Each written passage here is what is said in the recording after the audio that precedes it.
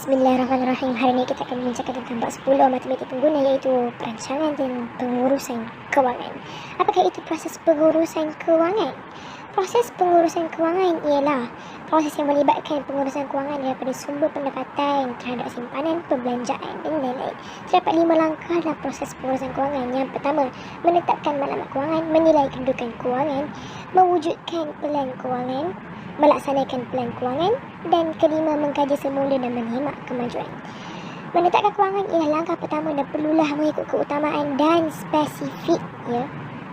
Dan maklumat kewangan ada dua, iaitu jangka pendek dan juga jangka panjang. Jangka pendek perlulah kurun 12 tahun dan tidak melibatkan amount yang besar, manakala jangka panjang pula mengambil masa lebih 5 tahun dan melibatkan amount yang besar. Tempoh masa adalah bergantung kepada jumlah peratusan simpanan seorang itu, dan semasa menentukan maklumat kewangan dia perlu melebihkan keperluan dibandingkan hendak untuk membebaskannya daripada masalah kewangan. Assalamualaikum warahmatullahi wabarakatuh. Kita akan belajar menilai kedudukan kewangan dan mewujudkan pelan kewangan. Menilai kedudukan kewangan ni, aset dan liability menjadi panduan bagi menilai kedudukan kewangan. Contoh aset yang boleh dimiliki oleh seseorang individu adalah wang tunai simpanan, pelaburan tanah, simpanan tetap, amanah saham, saham syarikat. Liability merupakan pinjaman bank dan hutang kad kredit. Anda juga patut mengetahui bayaran yang perlu dibuat seperti sewa rumah dan bil utiliti yang belum dijelaskan. Menilai kedudukan kewangan dapat membantu anda untuk mengukur prestasi dalam usaha mencapai matlamat kewangan jangka panjang dan jangka pendek. Mewujudkan pelan kewangan. Dia ada dua, sumber pendapatan dan perbelanjaan. Sumber pendapatan ini terbahagi kepada dua, iaitu pendapatan aktif dan pendapatan pasif. Pendapatan aktif ni ialah pendapatan utama. Contohnya macam gaji, allowance dan komisen. Pendapatan pasif pula sewa yang diterima, faedah yang diterima dan dividen. Perbelanjaan pun terbahagi kepada dua, iaitu perbelanjaan tetap dan tidak tetap. Perbelanjaan tetap ni macam sewa rumah, ansuran kereta, ansuran rumah. Tidak tetap ni dia akan berubah setiap bulan. Contohnya petrol, barangan dapur dan bil elektrik. Langkah-langkah yang perlu diambil sekira sebelum mewujudkan pelan kewangan. Menentukan tujuan yang hendak dicapai bagi matlamat jangka masa panjang dan jangka pendek. Membuat anggaran awal untuk mencapai setiap matlamat. Mengira simpanan bulanan yang diperlukan untuk mencapai matlamat jangka pendek dan panjang. Menetapkan tempoh masa untuk mencapai setiap matlamat tersebut. Menentukan strategi pendapatan yang akan membantu mencegah matlamat kewangan. Dan terakhir, menganalisis sebab perbelanjaan. Sekian, terima kasih. Encik Derik menerima pendapatan aktif sebanyak 3,000 dan pendapatan pasif sebanyak 1,000 dalam sebulan. Encik Derik juga mempunyai perbelanjaan tetap sebanyak 1,350 dan perbelanjaan tidak tetap sebanyak 650 sebulan. A. Hitung aliran tunai bulanan Encik Derik. Jelaskan jawapan anda. Aliran tunai ialah jumlah pendapatan tolak jumlah perbelanjaan. Jadi 4,000 tolak 2,000 sama dengan RM2,000. Aliran tunai positif sebanyak 2,000 adalah baik kerana Encik Derik mempunyai lebihan daripada pendapatan setelah menolak perbelanjaan. Hal ini membolehkan beliau melabur atau menghadapi situasi kecemasan jika berlaku. B. Jelaskan aliran tunai insideri jika pendapatan pasif insideri tidak wujud dan jumlah perbelanjaan juga meningkat sebanyak 60%. 60% darab 2,000 dapat 1,200. 2,000 tambah 1,200 jadi jumlah perbelanjaannya ialah RM3,200. Pendapatan aktif tolak jumlah perbelanjaan 60% dapat negatif 200 iaitu aliran tunai negatif. Okey, seterusnya contoh matlamat kewangan seseorang individu. Okey. Contoh dia, seumur 25 tahun dia nak berkahwin jadi diperlukan RM15,000. Umur 30 tahun memiliki kereta sendiri perlukan RM80,000. Umur 35 tahun mempunyai rumah sendiri RM150,000. Umur 55 tahun melancong RM350,000. 60 tahun persaraan dia kena ada RM1 juta. Okey. Kalau pengurusan kewangan tercekap, ia akan membantu seseorang individu itu untuk menyusun strategi yang perlu diambil terhadap syarat perbelanjaan. Jadi, dia punya perbelanjaan tu akan seimbang. Dia akan kacau-kacau lah. Okay, contoh dia, macam dalam kotak tu. Matlamat berkahwin, dia start kumpul pada tahun 2019. Jinak tahun 2022 tu, dia hadirlah semua tu. Jadi kena dimasa dalam tempoh 3 tahun. Jumlah dia RM16,000. Jadi dalam sebulan dia kena simpan RM416.67. Baru dia dapat RM16,000 ni dalam tempoh 3 tahun. RM416.67 ni dalam sebulan lah. Sebulan RM416.67. Lepas tu memiliki kereta. Start 2023 sampai 2027 dalam masa 4 tahun. Dia nak RM20,000 wang pendahuluan je. Bukan untuk satu kereta tu. Jadi sebulan dia kena simpan RM416.67 juga. Jadi maknanya dia punya surat perbelanjaan itu sama je. Okey, next. Kita tengok contoh 3. Muka surat 276. Teks. Okey. Cik Jadani bekerja sebagai seorang guru swasta. Beliau menerima pendapatan sebanyak RM3,500. Beliau juga mengajarkan tuition dan memperoleh pendapatan sebanyak RM1,000. Cik Janani juga menyewakan rumahnya sebanyak RM850 sebulan. Cik Janani mempunyai perbelanjaan tetap sebanyak RM1,200 dan perbelanjaan tidak tetap sebanyak RM600 sebulan. Hitung aliran tunai bulanan Cik Janani. Jelaskan jawapan anda. Okey. Mula. Okey. Mula kita kira. RM3,500 pendapatan campur dengan RM1,000 sebab dia dapat ajar tuition tadi. Campur dengan sewa rumah RM850 tadi tu. Okey. Lepas tu kita tolak dengan RM1,200 perbelanjaan tetap dengan RM600 perbelanjaan tidak tetap. Kita kira je. So kita dapat RM3,550. Jadi aliran tunai dia positif. Sebab dia lebih lah. Banyak lagi lah. Okey, aliran tunai positif sebanyak RM1,550 adalah baik kerana Cik Janani boleh menyimpan wang tersebut di bank dan menikmati faedah. Faedah ini merupakan pendapatan pasif bagi Cik Janani. Assalamualaikum warahmatullahi wabarakatuh. Saya Nurin Maizati binti Rofli dari kelas 4 Lekini. Akan tentang melaksanakan pelan kewangan. Pelaksanaan pelan kewangan ialah menukarkan perancangan kewangan kepada tindakan yang boleh dilaksanakan. Di dalam pelaksanaan pelan kewangan juga, individu haruslah sedia mengubah dan membuat perbandingan antara perbelanjaan bulanan yang dirancang dengan perbelanjaan sebenar. Tujuan pelaksanaan pelan kewangan ialah memberikan peluang untuk mengenal pasti sebarang pembaziran. Kedua, untuk mengurangkan perbelanjaan sebenar agar dapat mencapai perbelanjaan bulanan seperti yang dirancang. Semasa melaksanakan pelan kewangan, individu perlulah mengutamakan pembayaran perbelanjaan tetap seperti ansuran rumah, pembayaran kad kredit dan ansuran kereta. Seseorang juga harus memastikan aliran tunai bulanan sentiasa positif, iaitu pendapatan melebihi perbelanjaan. Jika wujud aliran tunai bulanan negatif, anda harus mengambil langkah yang cepat bagi mengubah corak perbelanjaan.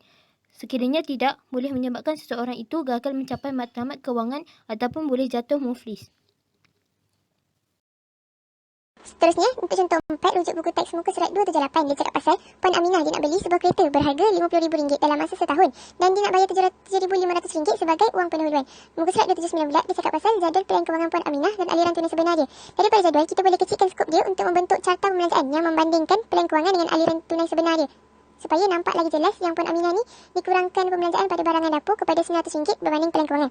Okey, macam mana nak pindahkan data dari jadual kepada setapai? Macam ni, kita ambil pilihan kewangan dulu. Contoh data untuk pembelanjaan taska iaitu RM400 bagi dengan RM3,130 darab 360 darjah. Kita dapat 46.01 darjah. Untuk aliran tunai sebenar pula, kita ambil contoh keperluan anak-anak dia iaitu RM450 bagi dengan RM3,030 darab dengan 360 darjah.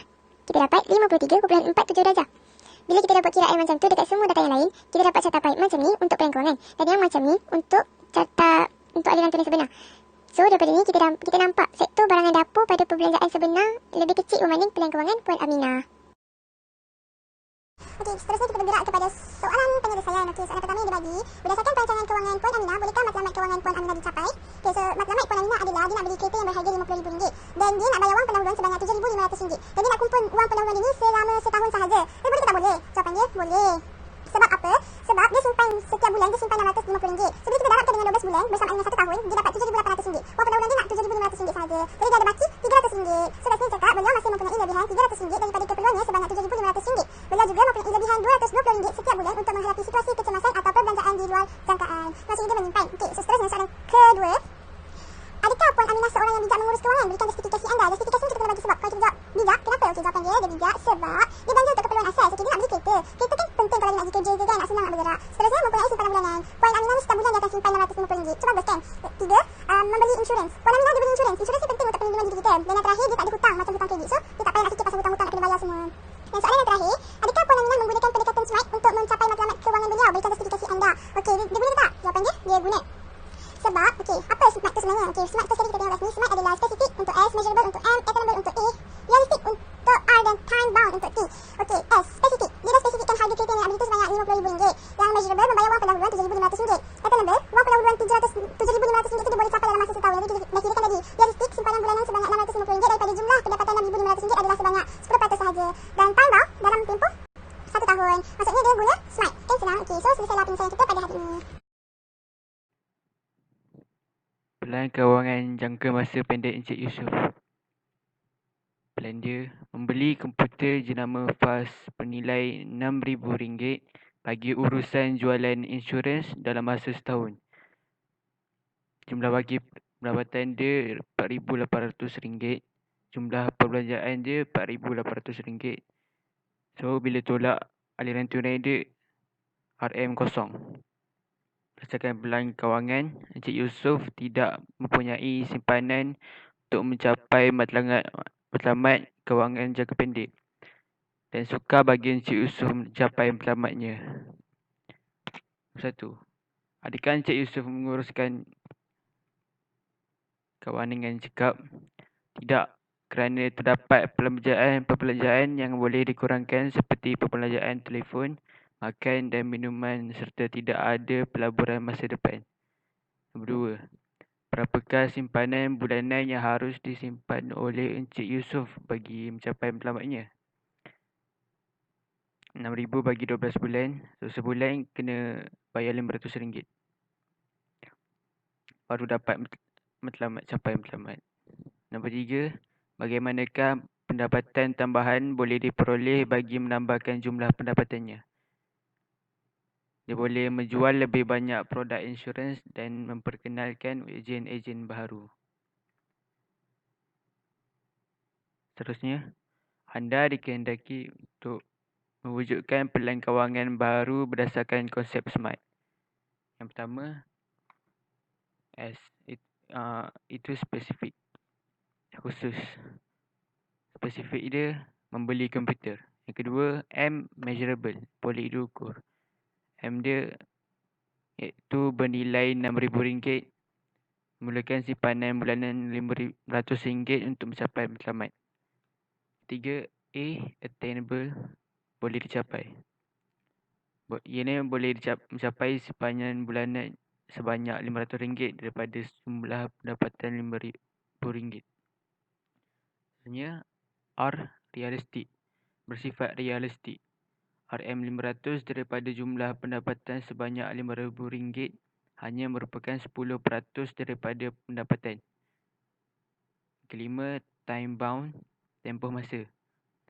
Setahun adalah cukup untuk mengumpulkan RM6,000 dengan simpanan bulanan sebanyak RM500. Sekian, terima kasih. Dan kewangan jangka masa pendek Encik Yusof yang berjaya. Encik Yusof dapat mengurangkan perbelanjaannya dari segi telefon, makan dan minuman, serta beliau juga perlu menyediakan pelaburan untuk masa depan. Simpanan bulanan yang diperlukan untuk mencapai matlamat adalah RM500 sebulan.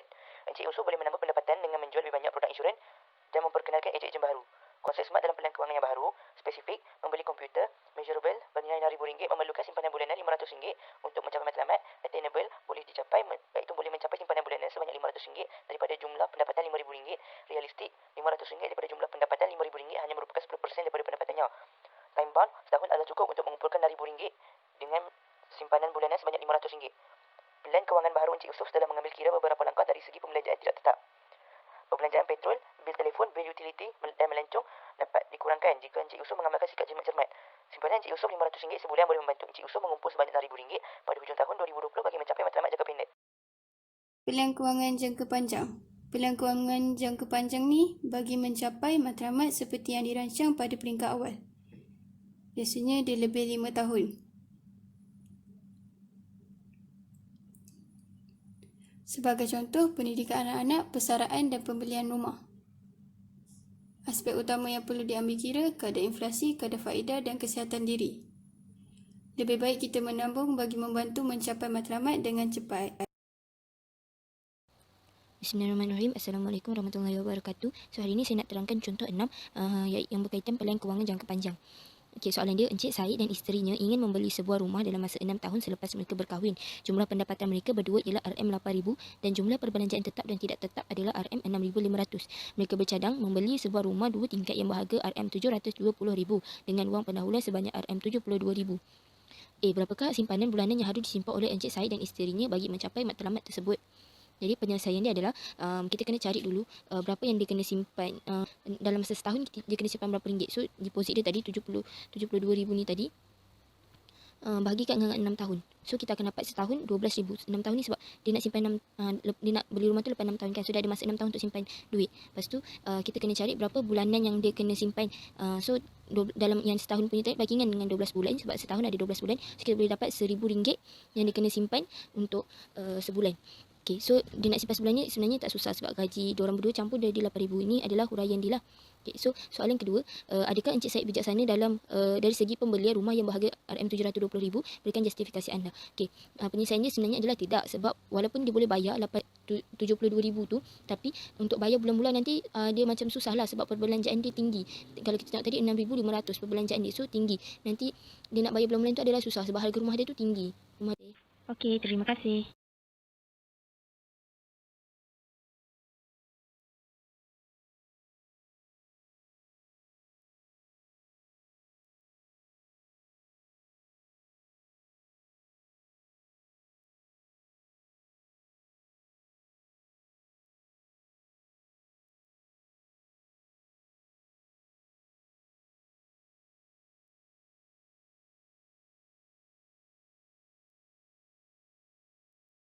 Assalamualaikum warahmatullahi wabarakatuh. Hari ini saya akan menerangkan tentang praktis komprehensif nombor 1 hingga nombor 2 pada muka surat 289.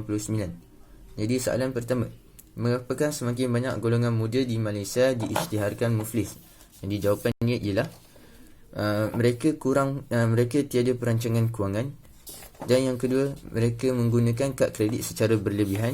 Dan yang ketiga, mereka gagal menjelaskan hutang sama ada berbentuk pinjaman ataupun selainnya. Dan yang terakhir ialah mereka tiada pendapatan yang aktif. Soalan kedua, apakah kesan jika aliran tunai masuk kurang daripada aliran tunai keluar? Aliran tunai masuk bermaksud wang yang kita terima dan aliran tunai keluar ialah wang yang kita belanjakan. Jadi maksud soalan tersebut ialah wang yang kita terima lebih sedikit daripada wang yang kita belanjakan. Jadi kesan-kesannya, akan berlaku muflis. Dan yang kedua ialah tiada perancangan sekiranya berlaku kecemasan. Ini bermaksud kita tiada wang simpanan sekiranya berlaku sebarang kecemasan di masa hadapan kelak. Sekian, itu saja daripada saya. Soalan nombor 2. Apakah kesan jika aliran tunai masuk kurang daripada aliran tunai keluar? Jawapannya akan jadi aliran tunai akan jadi negatif dan boleh menyebabkan muflis.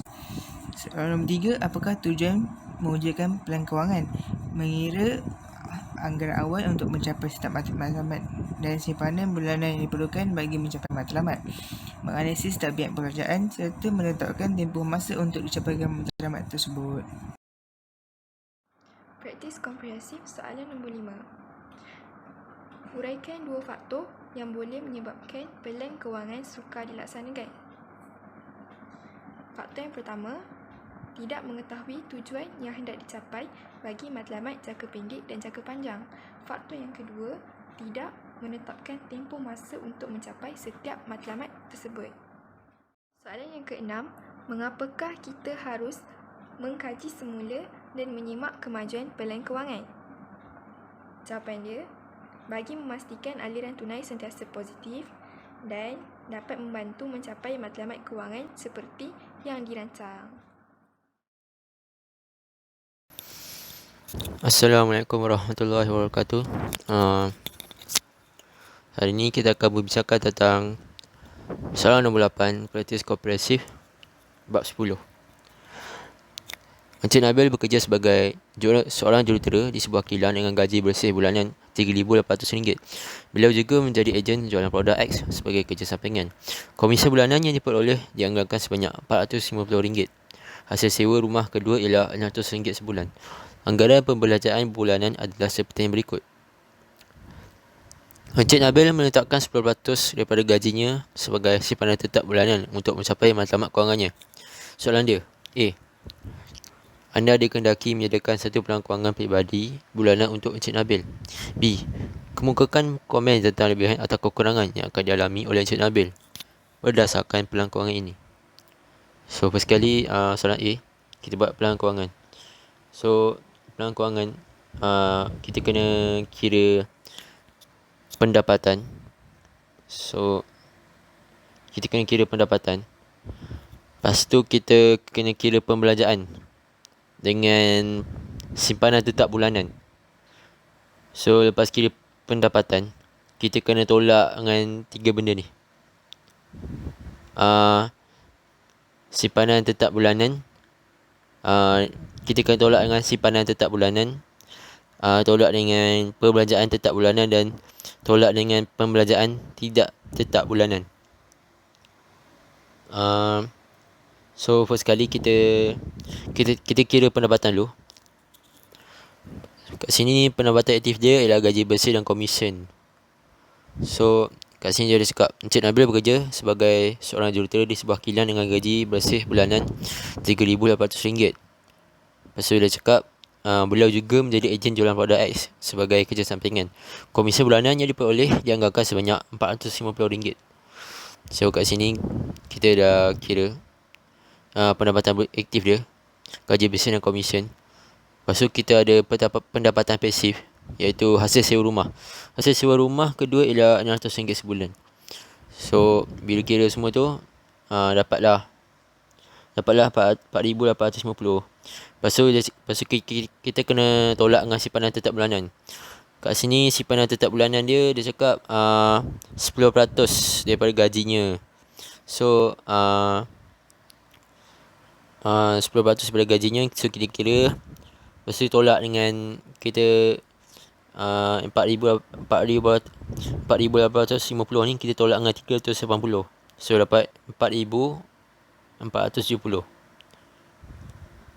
So tu je orang yang tinggal dulu. Lepas tu kita kena tolak pembelanjaan. So pembelanjaan ni dia ada pembelanjaan tetap dengan pembelanjaan tidak tetap. So kita tengok dulu pembelanjaan tetap bulanan dia. Pembelanjaan tetap kat sini bayaran asuransi pinjaman rumah 1 dengan 2 ni. Lepas tu ni pembelanjaan insurans. So itu pembelanjaan tetap bulanan. Lepas tu pembelanjaan tidak tetap bulanan ialah yang macam pembelanjaan makanan, bayaran utiliti, belanja tol, langganan perkhidmatan internet, makan di restoran mewah. Itulah pembelanjaan tidak tetap bulanan. So kita kira dua-dua tu. Kita kira dua-dua pendapatan. Dua-dua pembelanjaan ni dapat nilai dia. Lepas tu yang nilai ni tadi kita dapat ke atas ni, kita tolak dengan 2 ni. So dapatlah RM1,070, iaitu pendapatan lebihan ataupun baki pendapatan. So itu je sampai situ. Lepas tu soalan B, kemukakan komen tentang lebihan atau kekurangan yang akan dialami oleh Encik Nabil berdasarkan pelan kewangan ini. So dia ada banyak jawapan asalkan logik. Tapi salah satu jawapan dia ni, terdapat lebihan bagi pelan kewangan peribadi Encik Nabil, iaitu wujud aliran tunai positif. Kat sini ada RM1,070 lebih kat sini. Sebab tu aliran tunai positif berlaku. Lepas tu apabila jumlah pendapatan melebihi jumlah pembelanjaan. Hal ini menyebabkan kecairan Encik Nabil pertama baik. So sampai situ je. Sekian, terima kasih. Assalamualaikum warahmatullahi wabarakatuh.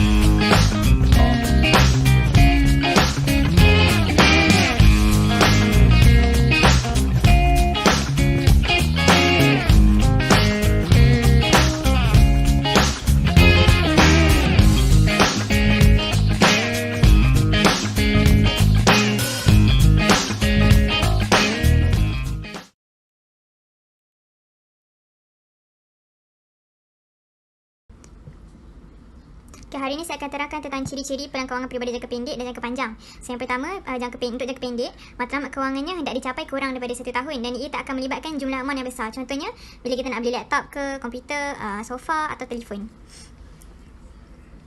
Dan seterusnya, untuk jangka panjang, matlamat kewangannya hendak dicapai lebih daripada 5 tahun. Maksudnya, pelan kewangan ni akan berterusan untuk jangka masa yang panjang. So, bila jangka masa yang panjang, dia akan melibatkan jumlah amount yang besar. Dan untuk jangka panjang ni, tabungan digalakkan untuk mula dengan lebih awal. Contohnya bila kita nak beli rumah atau untuk uruskan pendidikan anak-anak kita. Sekian, terima kasih.